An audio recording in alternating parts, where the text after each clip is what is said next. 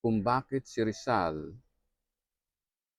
o ang ating pambansang bayani ng Pilipinas ay hindi bayani ng Province of China dito sa bayang Magiliw. Okay? At hindi rin bayang Magiliw ng mga bayan ng Kawit Cavite, bayan ng Vincent Camarines Norte at bayan ng Calamba at Binyan, Laguna ang Pilipinas. Ito ay bansa. Okay? Hindi ito bayan ng ancestors o ancestry ng province of China. Okay? So, ganito po ang unang dahilan. Okay? Sabi ni Dr. Jose Rizal, okay, ito po yung unang dahilan.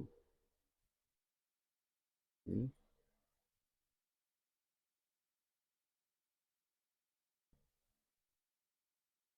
Sabi ni Dr. Jose Rizal ay hindi siya nagpaalam sa ancestry of Chinese. So, maliwanag na sinasabi ni Dr. Jose Rizal na hindi ancestors ng China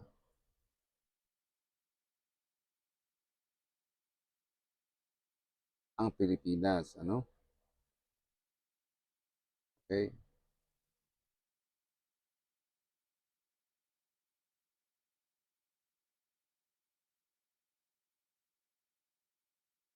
So, yan po ang unang dahilan. Ano? Namatay si Dr. Jose Rizal hindi dahil sa ancestry o ancestors ng China.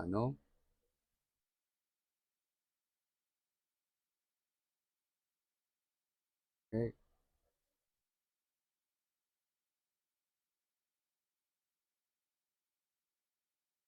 O yan, naka-highlight na po. So, gagawin lang natin na visible.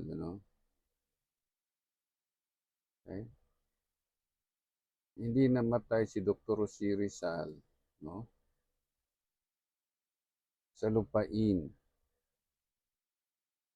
o sa dugo ng inchik. Okay?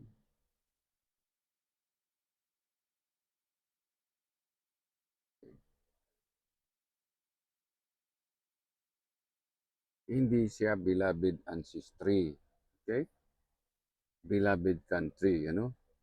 At yun ay Pilipinas.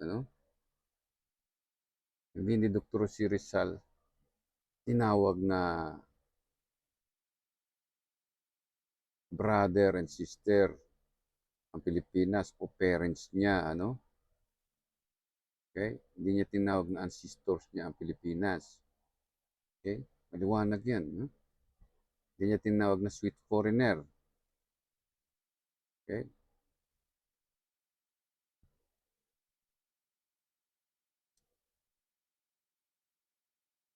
Okay.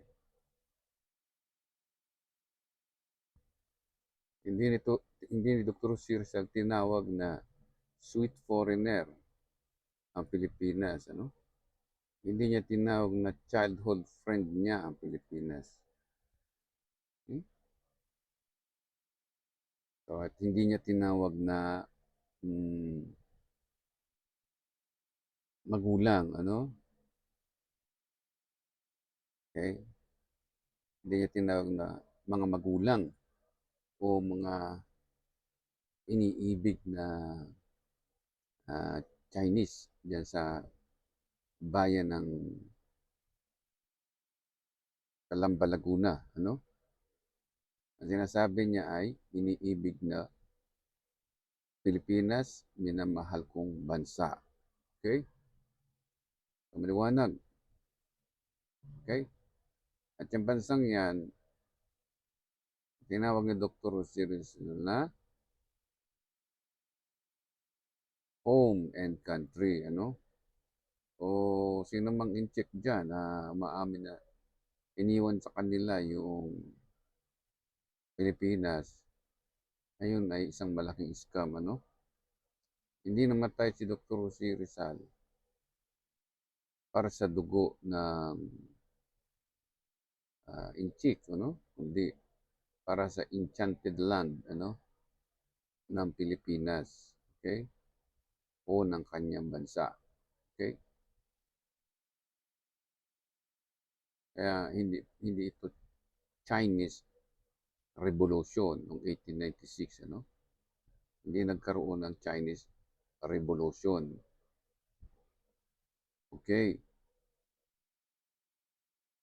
yan yung um, una pa lang. Okay, so pangalawa na tayo, pupunta na tayo sa pangalawa.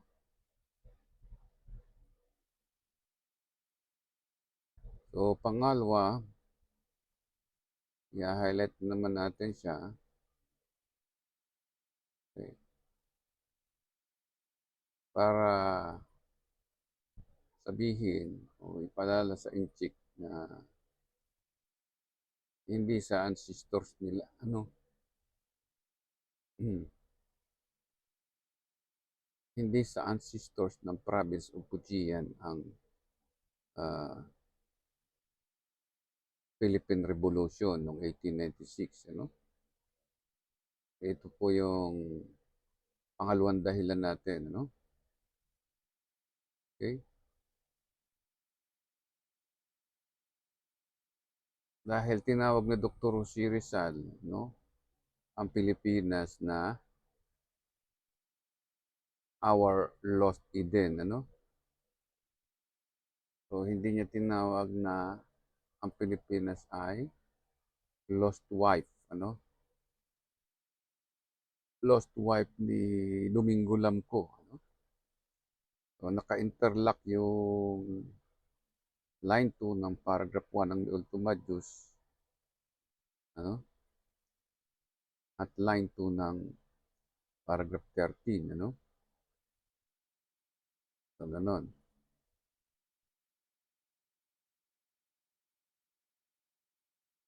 So, ang our lost Eden ay katumbas ng enchanted land, ano, ng Pilipinas. Doon siya eternally is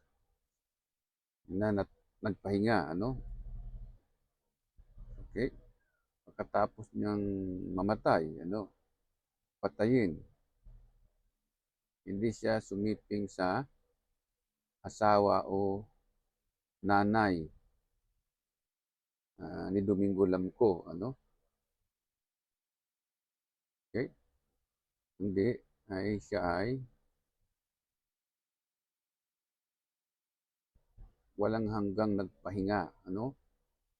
Ibig sabihin, hindi niyo pwedeng ulitin o dugtungan ng extension yung Philippine Revolution noong 1896 para gawin nyo na revolution o rebellion of New People's Army or rebellion of China ancestry.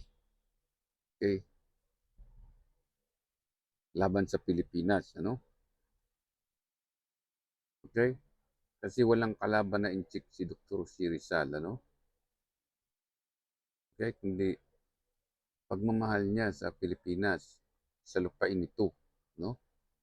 Okay? So hindi ito dugo ang beloved country na hindi pwedeng gawing tungkol sa dugo, ano, ng inchik, no? Ito ay tungkol sa lupain lamang ng bansang Pilipinas, ano? Okay, so lahat ng uh, line 1 and 2 ng paragraph 1, paragraph 13 at saka paragraph 5, no? Ng may ultima Diyos ay naka-interlock. Okay? And then, yan yung pangalawa, ano? Eh, dadako naman tayo sa pangatlo. Okay?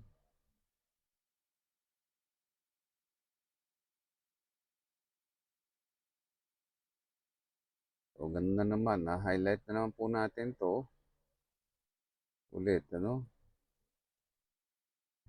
Para masentro yung ating liwanag doon sa claim ni Xi Jinping, ano?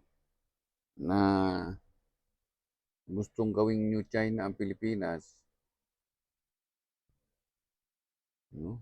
Tuwing mga nganak ang mga inchik sa bansang ito, ano? Ay gusto nila na gawing inchik, ano? Okay, so i-highlight lang natin na yung purpose ng mga inchik ay yung lahat ng ipanganak dito, no? Ng apo ng China, okay, ay para isipin na tuwing mga nganak ang inchik dito sa Pilipinas, no? Ay gawin nila ang mga gawa nila para sa pagrespeto nila doon sa ancestors ng ah, national hero, no? National hero daw, ano, ng Pilipinas, ano, na galing diyan sa Fujian, ano.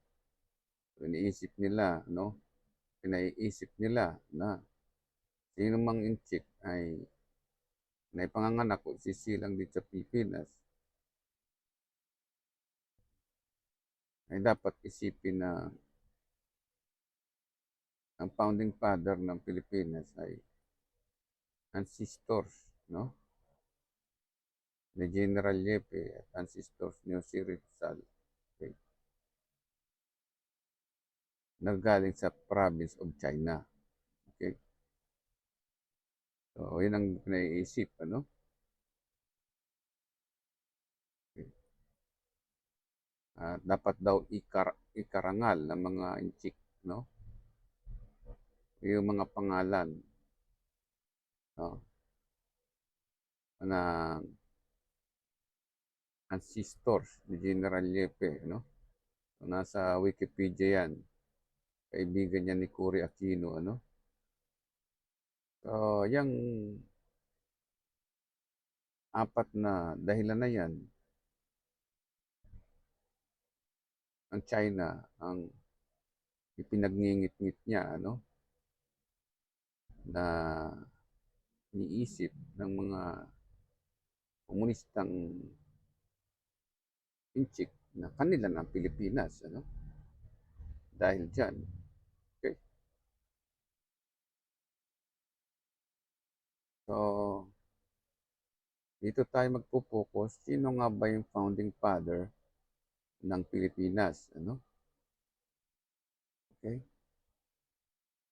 So, sinabi ni Dr. Si Rizal dito, okay,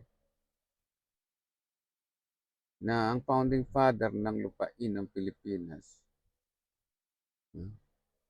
O yung hari o yung pinakang makapangyarihan, ano, sa Pilipinas ay hindi ancestors ng China, ano?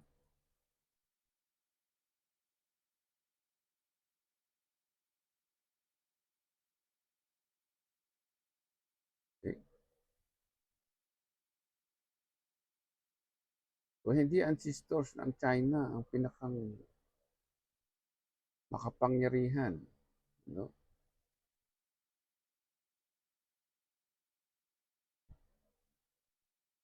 Ang pinakang makapangyarihan dito sa lupain ng Pilipinas, ay yung Diyos, no? At yung lupain, no? Yung lupain ng Pilipinas, makapangyarihan din kaysa kay Dr. Jose Rizal dahil sinuko niya yung buhay niya eh, no? Doon sa kanyang bansa. Okay? Pinatunayan na pinatunayan lang ni Dr. Jose Rizal na yung Diyos ay hari sa kanyang bansa. At hindi siya kaya hindi niya pinagharian ang Pilipinas, ano? So, ganun din yung mga Pilipino na nakipagdigmaan para sa kalayaan ng Pilipinas, ano? Yan.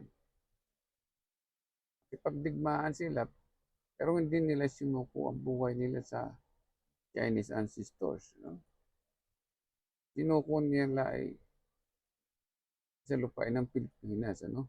Doon nila binigay yung buhay nila, no? Dahil alam nila na yung Diyos, no, ay hindi pwedeng pagharian ng inchik. Okay? Makatuwid, makapangyarihan ang Pilipinas kaysa kanilang sarili. Okay? Hindi ni Dr. Jose Rizal pinagpalit sa ancestors ng China ang bansang Pilipinas. Ano? Walang ninakaw na lupain si Dr. Jose Rizal para gawing Chinatown o gawing Chinese Garden sa Ilocos. Ano? So, yung mga pagnanakaw ng lupain at teritoryo o sovereignty ng Pilipinas, diyan nakapokus yung inchik. Ano? Kaya kung ano-anong history sa kalsada natin, ang inilalagay nila. Okay? Itong mga inchik, sa halip na tumawag ay sa Diyos, ang gusto yung Diyos ang tumawag sa kanila. So, hindi ganun ang Philippine literature, ano? Hindi ganyan ang sinasabi ni Dr. Si Rizal na ginawa niyang makapangyarihan yung ancestors niya. Okay? Hindi makapangyarihan ng ancestors niya sa Pilipinas, Dahil iniwan niya lang ito, sa Pilipinas upang magpasaklaw sa Diyos. Okay? Sapagkat sila ay hindi nagpasakop sa kay King Philip, Kita niyo, makipaglaban sila in the field of battle, Okay. Ito natin. Pakita natin na nakipaglaban sila. Yan. Para sa kanilang kalayaan, Para sa kalayaan ng bansa, Okay? Hindi sila nanghingi ng dugo ni King Philip. Okay? So, lagyan natin ng palatandaanan, Hindi sila nanghingi ng dugo mula kay King Philip para salinan ng dugo itong si Domingo Lamco noong panahon ng digmaan, So, kasi iniisip ng Inchik, napalaban din itong si Domingo Lamco at pinagtanggol yung bayan niya dahil yung apo niya ay pinapatay sa Pilipinas, So, yan ang pinaiisip ng Inchik, So, hindi tinamatyan ni Dr. Jose Rizal ang apo ang lulo o ancestors ng China, sa China o dito sa Pilipinas, Kaya ang iniisip tuloy ng mga Inchik, kanila ang Pilipinas dahil sila ang nagtanggol noong panahon, Marami silang mga bayani daw dito sa Pilipinas,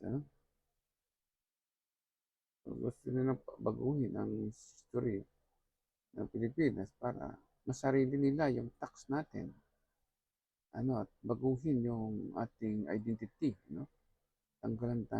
Tayo ang tanggalan ng nationality.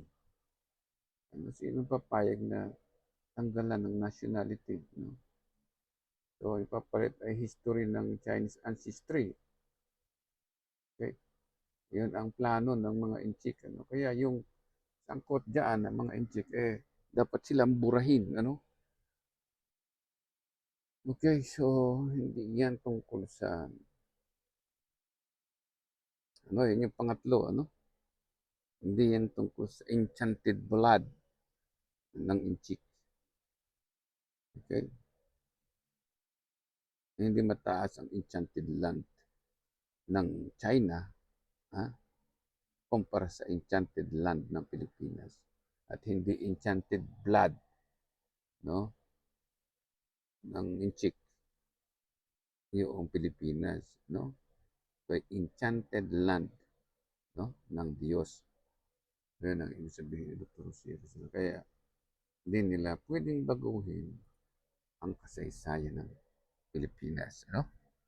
Para pagharian ng Pilipinas, ano? Kasi ang plano ng Inchik ay maghari ang ancestry nila sa buong Pilipinas, ano?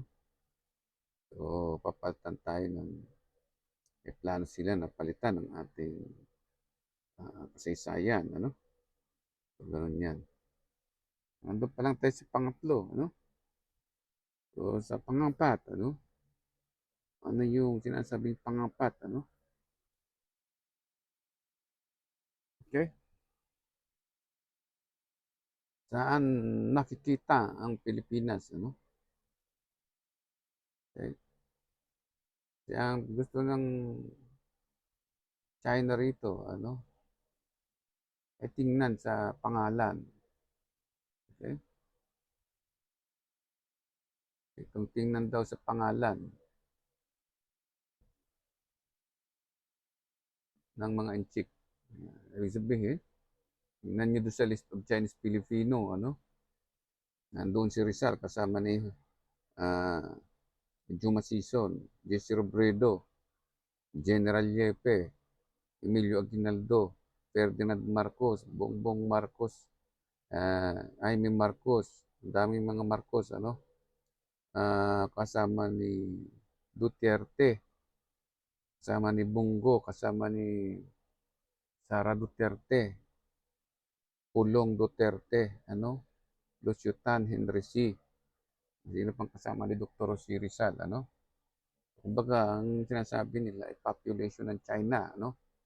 Yung biktima dito sa lupain ng Pilipinas nung magkaroon ng Philippine Revolution, ano? Ibig sabihin, pinapakita ng China na nasa China sila, ano, nung mamatay, ano? So, grabe ang literary na invento ng mga China, ano? Kaya ibig sabihin, yung dugo ng Inchik ang sinasabi nila, no? Kaya tayo nagkaroon ng bayan, ano? Sa province of Chinese ancestry, ano? Okay? So, yun ang gusto nilang ipakita sa buong mundo, ano? Okay? So, hindi, hindi po, nasa pangapat na tayo, no? Hindi po, wala po sa lupain ng China ang Pilipinas.